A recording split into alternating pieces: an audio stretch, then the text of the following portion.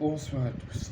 Ce soir, on se retrouve pour une vidéo pour faire le débrief du match de la France qui se déplaçait en Gibraltar dans le cadre des qualifications pour le prochain Euro en 2024 en Allemagne. Je vais d'abord vous faire un rappel des compositions officielles pour ceux qui ont vu les compos et je vais vous les rappeler, et ceux qui ne savent pas encore, qui ne savaient pas encore qui Didier Deschamps avait mis en tant que titulaire, je vais vous l'annoncer et je vais aussi vous annoncer les changements que Didier Deschamps a effectués pendant la rencontre. Donc la composition officielle de Didier Deschamps, donc il a mis la première titularisation de Brice Samba, Théo Hernandez, Ibrahima Konaté, Wesley Fofana, Benjamin Pavard, Eduardo Camavinga, Aurélien Tchouameni, Antoine Griezmann, Kylian Mbappé, Olivier Giroud, Kingsley Coman. Sur le banc, il y avait Alphonse Areola, Ousmane Dembélé, Dissassi, Youssouf Fofana, Jordan Verretou, Dayoud Upamecano, Boubacar Kamara, Randal Colomwani, Jules Koundé, Christopher Nkunku, Mike Maignan et Marcus Thuram. C'est la composition officielle, je vous en ai fait une vidéo, c'est la composition que Didier Deschamps a mis pour affronter le Gibraltar. Maintenant, je vais vous annoncer les changements qui ont été faits par Didier Deschamps pendant la rencontre. Donc il a sorti Ibrahima Konaté pour faire entrer Dissassi. Il a sorti Antoine Griezmann pour faire entrer Christopher Nkunku. Il a sorti Kingsley Coman pour faire entrer Ousmane Dembélé. Et il a sorti Olivier Giroud pour faire entrer Colomwani. Donc il a fait 4 changements durant cette rencontre. Il en avait encore la possibilité d'en faire une ou deux. Ensuite, on va faire le débrief. Donc, sans forcer, sans montrer leur talent que les joueurs ont, la France a gagné sans difficulté, en toute décontraction, en toute facilité un petit peu, en gagnant 3-0 en Gibraltar, grâce notamment à un but sur penalty de Kylian Mbappé, un but d'Olivier Giroud et un CSC d'un joueur de Gibraltar. Une pelouse qui accroche, de la fatigue, des jambes après une très longue saison pour certains, et une adversité faible contre la 201e Union mondiale. Mais il fallait pas quand même prendre ce match à la légère, parce que là je me souviens plus des deux équipes qui ont joué ce soir aussi, parce qu'il n'y avait pas que la France, il y avait au moins une dizaine de matchs qui jouaient dans le cadre des qualifications à l'Euro. Et il y avait un match où une équipe avait la plus grosse cote, était cotée à 8. Petite information, si vous voulez parier, vous ne pariez pas avant 18 ans. C'est mieux de ne pas le faire, mais si vous le faisiez et que vous préférez dans votre vie jouer au paris sportif, c'est 18 ans, pas plus, pas moins. Donc c'était en fait l'équipe qui avait la cote à 8 était vraiment pas favori du tout. Ils ont gagné. L'Allemagne, qui était favori contre la Pologne, a perdu. Donc voilà, deux surprises dans ce match. Même si on faisait face à une adversité faible et qui est très loin, qui fait quasiment rien, qui joue les matchs parce qu'il doit les jouer, mais sinon il montre quasiment rien. C'est la 201e Union mondiale et fallait pas prendre à la légère, mais il faut le dire, la Gibraltar n'a absolument rien fait. La France a eu plus de 70-80% de possession contre à peine 20, ou contre à peine 12, je me rappelle en première mi-temps, et plus de 30 tirs à seulement 2 ou 3 du côté du Gibraltar. Donc le Gibraltar a été transparent, ils ont été fantômes, ils n'ont rien fait, tandis que les Bleus ont tout donné. L'environnement n'était pas optimal pour ce match de qualification pour le prochain Euro en 2024 en Allemagne face au Gibraltar, à Faro au Portugal, avant de jouer lundi, si je ne me trompe pas, au Stade de France, la Grèce.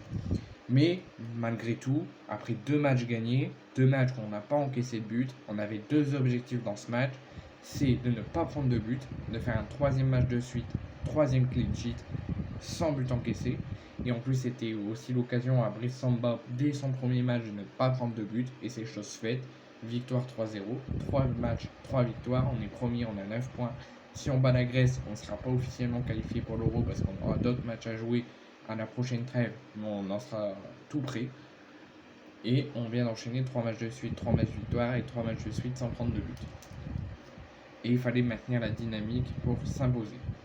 Donc comme je vous l'ai dit sur la composition, on faisait face à Brice Samba et Wesley Fofana qui fêtaient leur première titularisation avec les Bleus et leur premier capture tricolore. On faisait face aussi à la présence d'Eduardo Camavinga dans l'entrejeu et de Kingsley Coman aux côtés de Kylian Mbappé et d'Olivier Giroud, c'est ce que je vous ai dit en début de vidéo. Pourtant, les Bleus, sur la première mi-temps, ont pris quand même cette rencontre avec sérieux et ils ne pouvaient pas mieux démarrer. Avec à peine 3 minutes de jeu, les Bleus ouvrent le score sur un centre venu de Kingsley Coman après une percée française dès le début de match et un but de la tête d'Olivier Giroud à la 2e minute. Donc vraiment une première période où Gibraltar, enfin ils le sont fait sur tout le match, ils n'ont rien fait Gibraltar, 3 tirs seulement sur toute la rencontre. Mais sur la première mi-temps, ils n'ont encore rien fait parce que les Bleus ont dominé l'entière première mi-temps. Ils n'ont fait que des percées, que des contre-attaques, que des occasions. Les Gibraltar, ils étaient asphyxiés. Les Bleus, ils ne faisaient qu'attaquer, que tenter des occasions et de les mettre en difficulté. Donc franchement, excellente première mi-temps des Bleus. Deuxième mi-temps où les Bleus étaient en nette domination après une première période totalement dominée. Mais un manque dans la finition pourrait être reproché après 18 tirs contre à peine 3 du Gibraltar avec 10 cadrés qu'on a eu en première mi-temps. Il fallait attendre un penalty discutable à la suite d'une main d'un joueur de Gibraltar dans la surface pour un but de Kylian Mbappé qui fait le break. Donc pour continuer le débrief de la deuxième mi-temps, on voit toujours une deuxième période avec des Bleus qui dominent, avec des Bleus qui veulent vraiment continuer moins fort qu'en première mi-temps, moins intense qu'en première mi-temps, mais qui veulent quand même aller marquer des buts et gagner ce match, avec notamment un poteau de Griezmann à la 52e qui montrait que jusqu'à la 53e, les Bleus voulaient continuer à marquer, mais suite à ces occasions que les Bleus ont ratées, les Bleus commençaient à moins tenter, à laisser plus de jeu à Gibraltar, parce que les Bleus menaient déjà 2-0 au bout de 50 minutes. Le rythme commençait à retomber. Le rythme retombait côté bleu, mais regrimpait côté Gibraltar, avec plusieurs occasions. Ce que je voulais... Donc si on fait un petit débrief classique, première mi-temps entièrement dominée par les Bleus. Gibraltar n'a absolument rien fait. Ils ont tenté peut-être 2 ou 3 frappes, pour 5 au total dans le match, je crois. Les Bleus ont totalement dominé. Dès l'entame du match, on fait que des contre-attaques, vraiment que des pressings, ils ont été partout. Franchement, excellente première période. Deuxième période, où ils ont fait jusqu'à au moins la 55e une très bonne entame, comme la première. Ils continuent déjà à faire des contre-attaques, ils mènent 2-0 toujours. Ils contrôlent, mais vraiment, ils essaient de vouloir marquer. Et à partir de la 55e jusqu'à la fin, on laisse plus jouer Gibraltar, on les laisse plus tenter des choses, avoir des coups francs, avoir des corners, avoir des arrêts de Brice Samba. Mais les Bleus, ce que j'ai pas compris par rapport à la première mi-temps, donc première période, franchement très intense et nickel, mais deuxième période, à la surprise générale, c'est plus calme.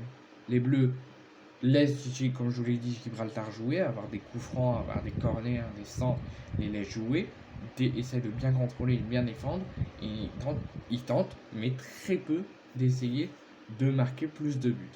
Ils ont réussi à en marquer un troisième, ils enchaînent un troisième succès en 3 rencontres sans but encaissé, certes, mais je pense que les Bleus auraient dû mettre un petit peu plus de jus, un petit peu plus de pressing. Parce que c'est pas parce qu'au bout de 55 minutes, on mène 2-0, on contrôle, les Gibraltar, ils ont du mal, ils attaquent, ils frappent, mais ils ont du mal, qu'il faut arrêter. Il faut continuer comme on avait fait, je sais plus c'était quand, c'était il y a quelques mois, contre le Kazakhstan au Parc des Princes. On menait 2, 3-0, on enchaînait, et on en a mis 8 ou 9. Là, c'est bon. On domine, mais on reste concentré. Là, c'est dominer avec sérieux, mais sans plus tenter. Moi, je suis content de la victoire des Bleus, 3-0. Je suis très heureux. On enchaîne 3 succès en 3 matchs, on prend pas de but. On est quasi qualifié pour l'Euro, et on y sera un petit peu plus si on bat la Grèce. Mais je pense que les Bleus méritaient de marquer plus de buts.